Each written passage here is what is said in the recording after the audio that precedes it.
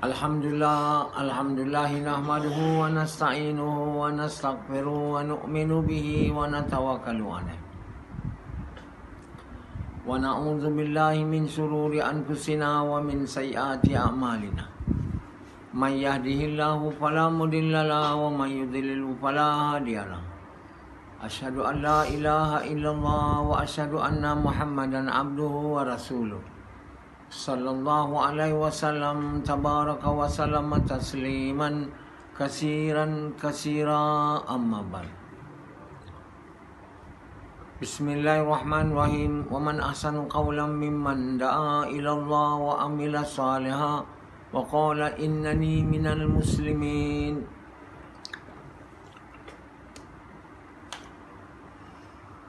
Tuan-tuan, bapak-bapak sekalian, yang tahu benar, apa yang benar hanya Allah. Kenapa tuan tak tahu yang benar? Tak ada kaitan dengan Allah. Tak rapat dengan Allah. Samad. Saya tanya Samad, kenapa kita tak tahu yang benar? Dia kata tak ada kaitan dengan Allah. Kita tak tahu yang benar sebab kita tak ada kemampuan nak tahu yang benar. Pertama, kita tak boleh nampak macam Allah nampak. Boleh. Penglihatan kita sangat terhad. Sangat. Itu pun kalau mata terang. Kalau mata terang pun lagi terhad. Kita tak nampak jauh. Belakang kita nampak. Benda dalam batu tak nampak. Kat langit mana pun tak nampak. Yang kita nampak terhad. Yang kita dengar terhad. Jadi dengan nampak dan telinga terhad, dengar, nampak terhad, dengar terhad, boleh tahu yang benar. Tak tahu. Sebab itu kita memang tidak boleh tahu yang benar. Kita cakaplah ini yang benar-benar. Kita cakaplah. Tapi yang benar ni hanya Allah tahu kan. Tak ada siapa tahu. Ini masalahnya manusia ni yang tak nak ikut Allah. Dia kata dia pun tahu yang benar. Macam Rasidi. Dia ingat dia tahu yang benar. Hang tahu apa dia? Dia cakap hang tahu apa sebab dia kata yang tahu yang benar aku lah. Hang tahu mah tak tahu yang benar. Dia dah mengangkat diri dia Tuhan lah. Rasidi tu. Semua orang suka jadi Tuhan. Tapi suka je lah. Kenapa suka? Sebab orang dengar cakap kita. Kita suka kalau orang dengar cakap kita. Jadi untuk orang dengar cakap kita, kita mula tunjuk lagak yang kita yang tahu yang benar. Orang lain tak tahu. Hang tahu apa? Hang tahu apa? Ya, kan? Yang tahu yang benar ni bukan hang. Yang tahu yang benar ni hanya Allah. Sebab itu kita tidak boleh tak taat Allah kalau kita mau berjaya. Mereka yang ikut yang salah pasti gagal, takkan berjaya. Nama je ikut yang salah, yang tidak benar. Kalau kita nak jadi orang berjaya, kita tak boleh ikut yang salah. Kita kena ikut yang benar. Untuk ikut yang benar, tak boleh lain kita ikut, melainkan Allah. Jadi Allah hantar Nabi-Nabi, Rasul-Rasul, orang yang Allah pilih di kalangan manusia untuk tahu apa yang benar. Dia tahu yang benar yang Allah bagi tahu dia, yang Allah tak bagi tahu dia tak tahu. Yang Allah bagi tahu dia, itu dia tahu. Dan dia sampaikan. Dan kita kena ikut dia lah. Betul tak? Sahabat ketika Nabi hidup, dia boleh ikut yang benar. Bila Nabi dah meninggal dunia, dia tak tahu lagi dah siapa nak ikut. Dia ikut yang dia fikir benar. Last dia pun terjerumus dalam perkalian, pergaduhan. Tak lama selepas Nabi meninggal dunia, bukan lama beratus tahun, 30-40 tahun. Kenapa mereka jadi begitu? Kerana tak ikut yang benar. Nabi dah tak ada. Quran ada tapi dia orang tak berapa faham.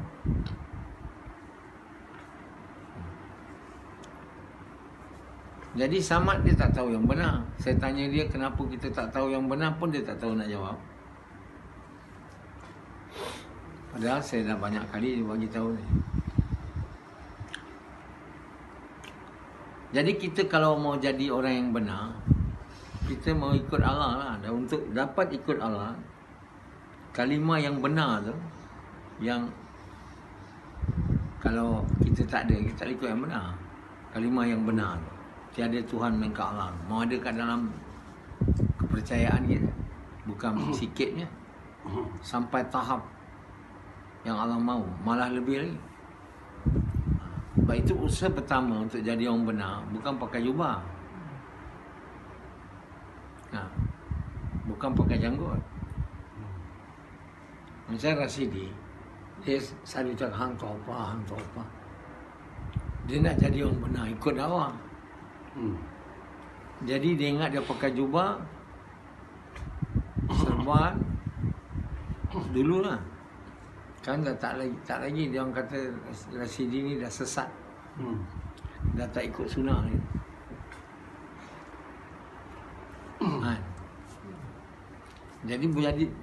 Jadi orang benar bukan kita pakai serban, janggut. Jadi orang benar hati dulu. Hati tu apa? Hati tu kepercayaan, fikiran yang benar. Jadi untuk kepercayaan, fikiran yang benar ada, kalimah yang Allah beri kita untuk ucap, kalimah benar, tiada Tuhan melainkan Allah, Muhammad Rasulullah tu mau ada dalam kepercayaan kita, dalam hati kita. Kalau tidak, tak boleh kita jadi orang benar. Pakailah jubah, masuk neraka lah. Janggut panjang lah.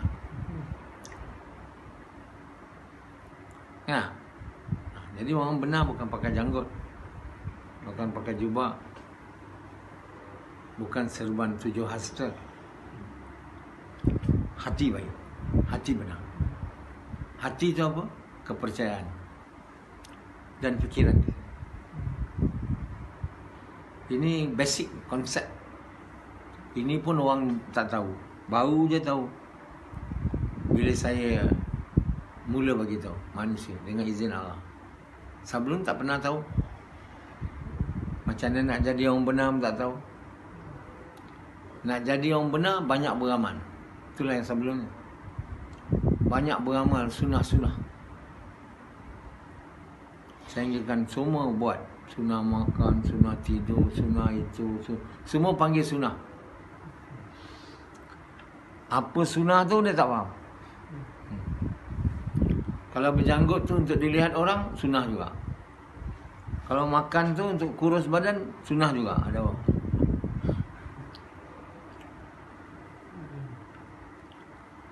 Jadi dia banyaklah buat sunnah lah, sunnah ini, sunnah itu, sunnah. Itu belum lama lagi. Orang fahamnya baru je. Percaya kita jadi betul bila kalimah datang dalam hati kita, kepercayaan kita, kalimah yang betul ni, ke tahap yang Allah mahu, baru je kita faham. Susah dia nak terima ni. Tapi itulah yang betul.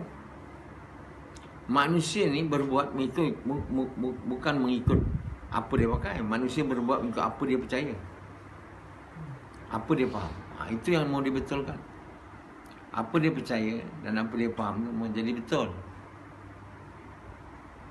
Nak jadi betul, kena usaha supaya kalimah yang betul ada dalam hati dia. Yang nak masukkan kalimah yang betul dalam hati dia, bukan dia, Allah. Jadi perkara pertama nak buat Allah suka. Jadi buat Allah suka ni lah perkara yang besar ni. Perdana Menteri New Zealand tu dia perempuan, dia orang tanya dia, apa kamu punya konsep pemerintahan? Jadi dia kata konsep pemerintahan saya simple je, kindness, berlaku baik. Samad, saya tanya Samad, apa jadi konsep kalau saya jadi pemerintah lah, Samad pun tak tahu dia jawab. Samad banyak perkara dia tak tahu. Saya cakap, kalau saya jadi pemerintah, konsep pemerintahan saya simple je. To please Allah. Nak buat Allah suka. Betul maksud hidup kita nak jadi kekasih Allah, tapi kita tak boleh jadi kasih Allah kalau kita buat benda yang dia tak suka. So the main concept dalam pemerintahan tu adalah menyukakan Allah dan membuat semua orang buat untuk sukakan Allah. Kalau orang Perdana Menteri New Zealand tu kindness, untuk sukakan orang lah dia. Dia tak ada untuk sukakan Allah. Dia orang Kristian, tak ada agama kan. I don't think dia ada agama. I don't know. Dia daripada keluarga Mormon. Supaya dia dah reject Mormon dah. Dia kata sekarang ni dia, saya ingat dia pun dia ada partner, tak ada suami. Dia ada anak. Orang putih kan. Orang putih dia tak kira ada suami, ada partner dah. Dia panggil partner. Ikut dia mana-mana. Suami lah kiranya. Tapi sama je orang kafir ni, dia suami ke apa ke, bukan dia nikah pun. Yang ada suami betul-betul pun sama juga dengan companion. Jadi banyak orang putih sekarang ni tak ada suami dia, tak ada isteri dia, tapi berdua duduk. Antara sebab dia berbuat demikian, sebab bila ada kontrak law kahwin ni, kalau berlaku apa-apa cerai, banyak masalah. Kalau suami cerai isteri dia, setengah harta dia habis. Ini banyak Cina-Cina dari negeri Cina datang sini kahwin dengan toke-toke Cina yang kaya kat Malaysia ni. Dia orang kahwin, lepas lama dia minta cerai. Lepas tu Cina kaya tu setengah harta dia dah bagi Cina tu, ikut undang-undang sivil. Sebab itu dia orang tak nak kahwin. Ronaldo, semua pemain bola, semua orang kaya kat Europe tak kahwin dia. Tapi ada anak. Ronaldo tu ada anak pun ada kahwin. Saya tak ada peminat bola lah, tapi saya tahu juga lah benda ni. Jadi orang barat macam Australia, New Zealand ni pun sama juga dia. Dia orang tak kahwin. Ada anak je. Dan yang kita suami pada dia partner lah. Bayangkan Perdana Menteri, dia tak kahwin. Ada satu Perdana Menteri di Europe tu, dia gay. Suami dia lelaki, kan? Isteri dia lelaki, gay. Dia orang openly declare, dia orang dengan lapang dada gitu. Macam Perdana Menteri New Zealand tu, dia tak ada malu, tak ada orang pun kata salah pun. Orang New Zealand, cuba Malaysia, ada Perdana Menteri melewat, mana boleh kan? Jadi lain culture. Kita tak boleh ikut mereka ni, kita tak boleh ikut mereka. Kita mengikut Allah. Mahathir tu kata tak boleh pelewat jadi Perdana Menteri dia. Kalau dekat negara barat boleh, tak ada orang marah, tak ada orang kata salah. Tapi kat Malaysia tak boleh, kata Dr. Mahathir. Sebab itu dia tak nak pelewat. Siapa pelewat dia tak boleh. Sampai kali ni lah dia memegang pahaman tu. Dia faham-faham je lah apa yang saya maksudkan tu. Jadi bapa tuan yang beliau, konsep pentingnya kita buat apa pun untuk sukakan Allah. Boleh kita buat, melainkan Allah ada dalam hati kita kan. Kita tak mungkin boleh. Mungkin kita boleh cakap, tapi betul-betul tak. Hari ini kita tak boleh buat untuk sukakan Allah. Benda yang kita buat semua yang Allah tak suka, mana boleh nak sukakan Allah. Jadi kalau kita punya maksud hidup kita buat benda yang Allah suka, kita mengikut Muhammad SAW. Kita kena paksa diri kita ikut. Kita tak boleh biarkan diri kita sendiri ikut, tak. Kita kena paksa. Paksa ikut Muhammad SAW. Itu namanya mujahadah. Rasidi tak nak paksa diri ikut. Jadi tak boleh lah. tak nak mujahadah, tak nak susah payah ikut Nabi. Mana nak jadi kekasih Allah? Mula memang payah lah. Mana nak senang nak ikut apa yang Allah suka? Kalau senang banyak lah orang ikut kan. Tapi kalau kita buat motor kita ikut, buat apa Allah suka, pasti satu hari kita jadi kasih Allah. Macam Yazid, dia tak buat apa Allah suka. Dia buat apa bini dia suka. Sampai bila belum tak boleh jadi kasih Allah? Buat apa bini suka, jadi kasih bini lah kan? Takkan boleh jadi kasih Allah lah. Buat apa bini suka. Cara nak buat bini suka, manusia suka makan kan. Itu yang pertama. Ada satu orang bagi tahu saya, macam mana kau buat perempuan ni suka kau? Dia kata bagi makanan, bawa dia restoran yang bagus, perempuan. Itu mulut lah, mulut isi. Yang kedua bawah dia tu isi juga, dengan keras. So ada ulama, orang alim di India kan, cakap dua perkara nak buat perempuan suka, iaitu dua lubang isi. Lubang atas, lubang bawah. Lubang atas bawa makan-makan lah. Rashidi tak ada. Jadi mana tak bertengkar je. Bawa lah bini tu ke restoran mana-mana. Tu duit tak ada. Kemudian bawa je nak. Mana orang tu nak bagi kan? Sedarlah diri sikit. Yazid pun tengok, dia bawa. Malam lepas ni dia pergi bawa bini dia mana restoran makan, pagi, petang. Masak makanan yang sedap. Atas dia isi, bawah jugalah. Bini dia sedia lah bagi kan. Macam Rashidi, atas tak bagi, bawah mana nak bagi? Come on Rashidi, jangan marah-marah dia. Kau tak bagi, dalam atas dia tu diisi. Nampak? Jadi tuan-tuan bapa sekalian,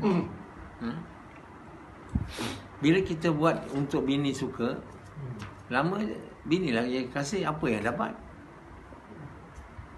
Ya, kita ingat kerana dia sayang kita dapat lubang dia. Allah juga bagi. Allah tak bagi, tak ada banyak. Macam sekarang Yazid diberi perintah 3 kali seks seminggu. Dia tak boleh buat. Minggu lepas boleh dapat 1. Sebab merah dia lama pula. Jadi tanya sama Yazid, apa untung dia buat bini suka? Sampai sekarang, apa untung dia? Tanya dia. Kalau dia kata tak ada untung, kenapa dia buat? Kenapa dia buat? Kalau tak ada untung. Kan satu benda manusia ni, benda tak untung buat, benda untung tak buat. Ini apa namanya tu? Namanya bodoh. Jadi yang patut kita buat suka, tak ada orang lain, Allah saja. Walau kita mati, buat dia suka, pasti dia gembira. Macam mana mati nak buat dia suka? Bila kita berjuang, berkorban, lawan musuh dia, musuh Allah, bukan musuh kita. Musuh kita tak lawan. Musuh kita maafkan. Kalau kau nak dunia, ambil lah. Aku nak berlawan dengan kau sampai aku mati, tak nak. Tapi kalau kau musuh Allah dan musuh Nabi, engkau juga musuh aku. Itu baru betul. Hari ini orang tak ada lawan sebab dia musuh Allah, musuh Nabi, musuh saya. Sebab dia nak dunia saya pun nak dunia. Hari ini semua perang-perang kat dunia ni, mana ada lawan musuh Allah, tak ada. Semua lawan musuh saya. Perang kat mana pun kat dunia hari ni, tak ada. Semuanya musuh sama musuh. Jadi ni semua perang tak bunuh diri, semua tak membuat Allah suka. Mati pun buat Allah suka, tak. Bukan lawan musuh dia. Itu yang Mahathir bilang mati katak tu. Mahathir dia pandai cakap je Mahathir tu. Kau tanya dia apa mati katak tu tuan, dia tak faham. Mana maksudnya orang yang mati di Mamali tu dia kata mati katak. Maksudnya apa pun tak dapat lah lepas mati tu. Kalau mati tu dapat nama kan, wira negara, itu namanya mati mulia lah, bukan mati katak. Tapi itu definisi salah. Mati katak ni semua mati kerana dunia. Kerana berlawan dunia, tanah macam orang berlawan di mana lah. Di Palestin, di Syria, sekarang Armenia. Armenia lawan siapa? Azerbaijan. Itu semua dia nak tanah tu. Semua musuh sama musuh, bukan lawan musuh Allah. Tak ada yang jihadnya. Tapi datanglah tafsir sekarang ni, yang itu dia kata jihad. Oh, ramailah. Kalau nampak berserban dia, macam apa tu, di Syria tu, Islamic State. Nah, dia mula berserban. Dia ingat ini khalifah lah. Lepas dia menang ni, dia kata dia akan cari Mahdi. Mulalah si Mahdi kat Malaysia ni nak jumpa dia. Nak ke dia berperang mati-matian, kau dari Malaysia tiba-tiba datang, aku Mahdi, timah aku. Mana dia orang tak? Jadi yang Mahdi yang kelilingnya tu dah mati dah, kata Trump. Kita dah bunuh dia, tak tahu betul ke tidak. Jadi bapa tuan sekalian, hari ni kita punya maksud hidup buat Allah suka. Kalau betul, jalannya Muhammad SAW. Kalau tak ikut Muhammad SAW, jalan tak betul. Sebut aja nak buat Allah suka. Kalau nak buat Allah suka, ikut jalan Muhammad. Jalan Muhammad tu Allah beritahu, katakanlah Muhammad, ni jalanku. Mengajak manusia kepada Allah. Itu tak buat, tak ada ikut jalan Muhammad. Mengajak manusia kepada Allah, itu tak buat. Mengajak manusia kepada Allah tak buat. Itu tak ikut jalan Muhammad. Nah, walaupun jubah panjang macam pendi, kerja Nabi tak buat betul-betul. Ada ikut, ada tak ikut. Dia tak boleh jadi kekasih Allah. Sebab itu Allah hantar Nabi untuk diikut. Bukan Nabi itu untuk dikata dia Nabi, kita mana boleh ikut. Itu tak betul orang tu. Dia Nabi, kita mana boleh ikut. Nabi tu dihantar bukan untuk tidak diikut. Nabi tu dihantar untuk diikut.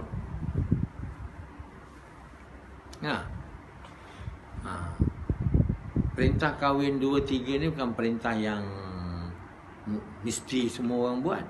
Kata Allah, kahwin 1, 2, 3, 4. Kalau takut berlaku tidak adil, kahwin 1. Perintahnya sekarang kahwin 1. Mana boleh sunnah kan?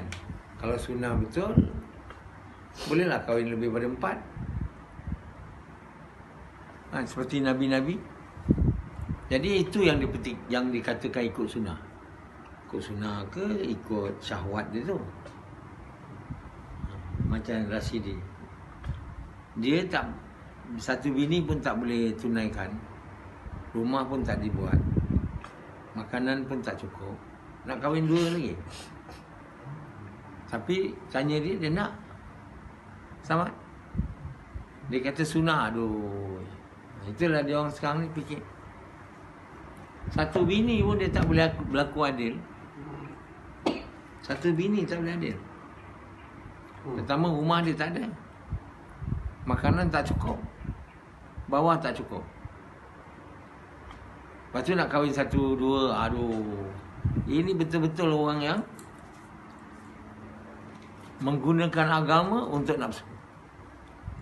Atas nama agama penuh nafsu. Itu huru-hara jadi huru-hara. Walaupun duit banyak, berlaku adil kan maknanya kita sama semua bini, itu saja tak. Berlaku adil tu, kerja agama ni atas pada 4 bini tu. Kerja agama ni lebih daripada keperluan 4 bini tu. Maknanya kita kerja agama tak boleh belakang. Kalau kita belakangkan, kita dah tak adil. Tak adil pada Allah. Bukan makna kata Allah kahwin satu kalau kamu takut tidak adil. Adil ni mendepankan agama. Kalau kita belakang agama, kahwin 4 sama je rumah apa semua, itu tak sempurna adil. Kena adil pada Allah, pada bini. Komplit adil. Bukan pula bila dah kahwin 4 bini, dah tak buat kerja agama. Itu tak adil lah. Membelakangkan sembahyang, membelakangkan perintah Allah, hanya 4 bini je. Pergi satu rumah. Itu tak boleh buat. Orang macam tu tak boleh buatnya. Tipu. Jadi itu bukan benda besar sebenarnya. Kahwin. Boleh juga satu orang tak kahwin. Ada perintah untuk satu orang tak kahwin. Jadi kalau dia benda besar, tak boleh tak kahwin. Mesti kahwin. Macam semayang, buat kerja tak mulu Nabi Ma'ruf, tanhauna 'anil munkar. Yang itu kita tak boleh tinggal. Kalau kita tinggal ni, kita telah berlaku zalim. Kita telah berlaku tidak adil pada diri kita sendiri. Macam Hanzalah mendepankan mak dia dari Allah. Dia berlaku tidak adil. Yazid mendepankan bini dari Allah. Itu tidak adil. Kalau kahwin kita depankan bini dari Allah, kita cukup tak adil. Memang tak boleh kahwin. Ni nak kahwin juga. Bila kahwin bini didepankan. Mana boleh? Allah suruh kita kahwin bukan nak depankan bini dari Allah. Sempurnakan kita punya tanggungjawab pada Allah. Sempurna, baru kita boleh sempurnakan yang lain dengan betul. Kalau itu kita tak boleh sempurna, yang lain memang kita tak boleh sempurna. Jadi tahu yang benar ni hanya Allah je. Tak ada siapa boleh tahu. Jangan kita cuba nak mengaku tahu yang benar dan cuba ikut suka hati. Jadi kita kalau nak jadi orang benar, kena ikut Muhammad SAW. Kerana Muhammad tu ikut Allah. Allah saja tahu yang benar. Jadi kerja Muhammad SAW yang utama, buat kerja dakwah, kerja mengajak manusia kepada kebaikan, mencegah kemungkaran. Itu kita tak buat, kita tak boleh jadi orang benar. Dan kita tak akan boleh mati sebagai orang benar. Jadi jangan menjerit-jerit kita orang jalan benar, kita jalan benar. Rupanya dia nak dapat jadi Perdana Menteri. Kata kita orang benar, kita orang benar. Tak ada macam tu. Allah tahu siapa benar, siapa yang tak benar. Satu orang yang benar, Allah pasti akan bagi dia kemuliaan dan kejayaan. Tak ada bagi dia kehinaannya. Orang yang benar ni tak payah sibuk-sibuk nak dapat kuasa. Beria-ia siang malam fikir macam dapat kuasa. Orang yang benar ni sendiri Allah kan bagi dia apa dia nak, yang bagus untuk dia di dunia dan akhirat. Jadi orang benar dia tak ada risau. Dunia ni benda yang tak bagus. Bukannya bagus nak dapat. Kalau dapat dunia ni bukan makna berjaya. Kalau dah iman kuat betul, dapat dunia ni rupa pahala ataupun hadiah. Kalau belum dapat iman kuat, itu nama dugaan. Kadang berjaya, kadang gagal. Most of the time gagal. Jadi Nabi-Nabi yang berjaya, dapat iman kuat, Allah bagi dia hadiah. Antara hadiah, bukan semua Nabi yang Allah bagi ni. Allah bagi dia kuasa, Allah bagi dia harta. Dan Allah juga bagi dia syurga di akhirat nanti. Syurga tu sebenarnya balasan sebenarnya. Yang harta ni hadiah di dunia. Macam itu juga azab. Apa yang kat dunia ni belum namanya azab yang benar. Azab yang benar tu di akhirat. Yang kat dunia ni untuk mengingatkan kita sebenarnya. Azab-azab yang kat dunia ni bukan azab sebenar. Azab yang sebenar di akhirat tu jauh lebih pedih. Jadi yang di dunia ni hanya untuk mengingatkan kita. Itu pun manusia tak ingat. Jadi walaupun akhirat tu azabnya berat, tapi manusia kalau diberi penerangan dia azab berat, neraka yang berselamba, dia apa, dengar tu biasa je. Api kan, macam Hanzalah dengar biasa je. Sebab tak nampak, cuba kena connect dia Allah azab, kasih lemah kan, apa jadi kat dia? Cepat dia terus jumpa saya, Amisah. Ataupun bagi dia punya apa-apalah azab dia yang dia makan tak boleh. Sekarang Allah bagi dia tak habis-habis berak, pagi, petang, malam, sampai tinggal sembahyang. Dia belum terasa lagi tu. Bila Allah bagi connect dia, tak boleh naik, dia baru dia seram. Azab tu dia seram, baru cepat-cepat. Kenapa ni? Kau berdosa, ya ke? Jadi manusia ni kadang Allah bagi taufan, baru dia ingat, oh Allah, kita telah menganiaya diri kita. Anak dia hilang, kalau lah dia tinggal lah, tapi mudah dia tinggal lah kalau kat dunia ni. Kalau dia beritahu akhirat dia tak ada. Sebab itu Allah bagi azab dunia. Dan satu lagi Allah nak bagi tahu manusia ni, kamu buat benda-benda bukan aku tak tengok kamu. Kalau dia buat macam orang kan, dia buat amal buruk, sekali buat okey tak dapat azab kan. Dia ingat Allah tak nampak dia, atau Allah tak ada, jadi dia buat lagi. Dia buat lagi, kata Allah, buat lagi zam, kena. Oh, Allah melihat saya, baru dia sedar Allah tu ada. Kalau Allah tak ada, dapat dia azab? Tak ada, sampai mati dia buat suka hati.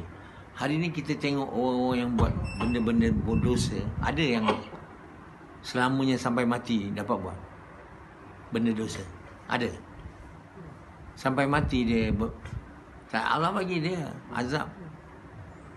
Kan? Dia mula ingat Allah tak tangkap dia, sekali kena tangkap.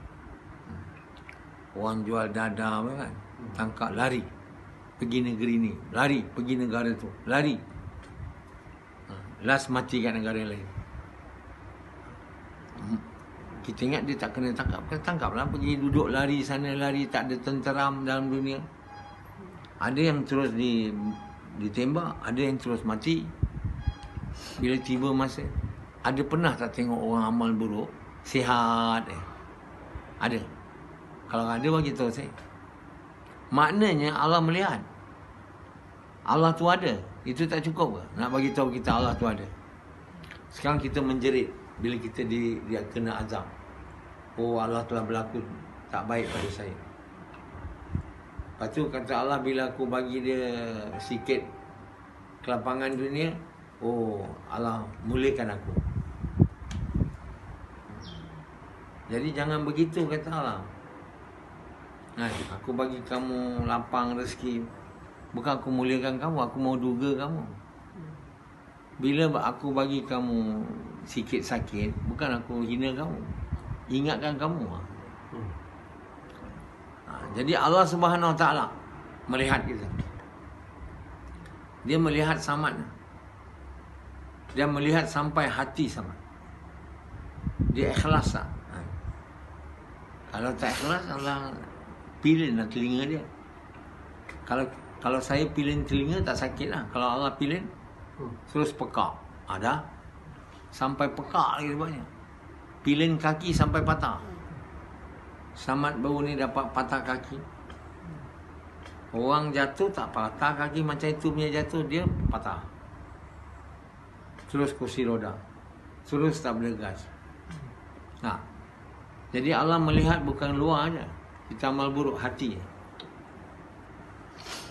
Jadi kalau Allah biarkan kita mana itu, Allah sangat tak suka kita. Sebab Allah akan simpan semua azab di akhirat. Langsung tak nak ingatkan kita. Kita buat amal buruk, biarkan je. Tetap bagus. Jadi bila Allah bagi kita azab, kita mau ingat ini peringatan dari Allah. Saya kena taubat. Saya kena kembali kepada Allah. Saya tak boleh buat suka hati. Itu sepatutnya lah. Apabila saya diberi nikmat, saya mengingat ini bukan untuk muliakan saya, untuk duga saya. Jadi saya kena guna nikmat yang Allah bagi ni untuk perintah Allah lah, untuk hidupkan perintah Allah, untuk orang diberi kepada orang miskin, orang anak yatim gitu kan. Jangan jadi orang bila diberi kelapangan, ada harta, kedekut.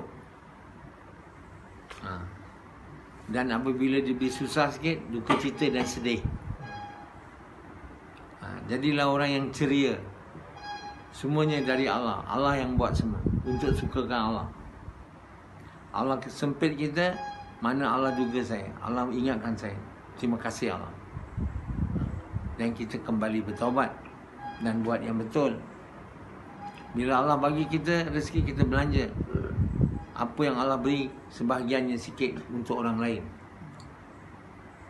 Nah, inilah orang yang Allah puji dalam Quran. Orang yang pemurah, orang yang suka berbuat baik pada orang lain.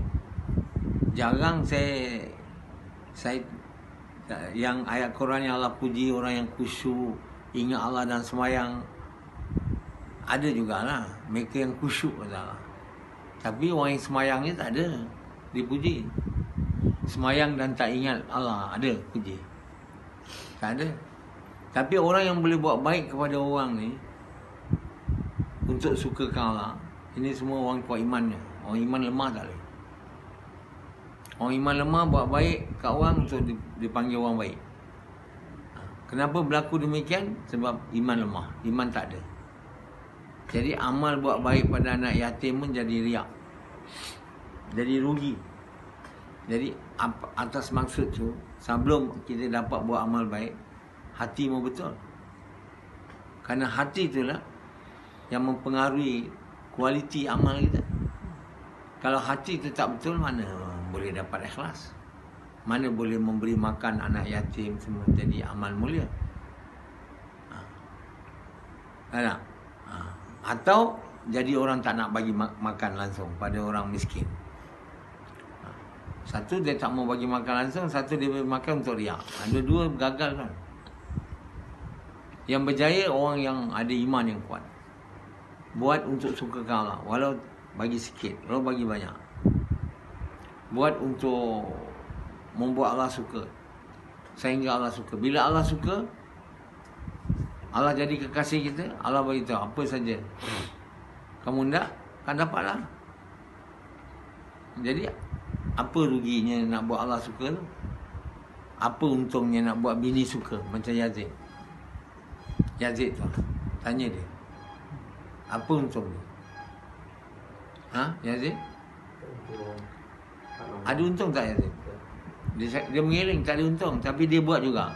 Namanya Yazid ni orang apa? Bodoh. Itu sebab orang yang tahu yang benar, buat juga yang buruk, namanya bodoh. Itulah bodoh, sebenar-benar bodoh. Okey. Lama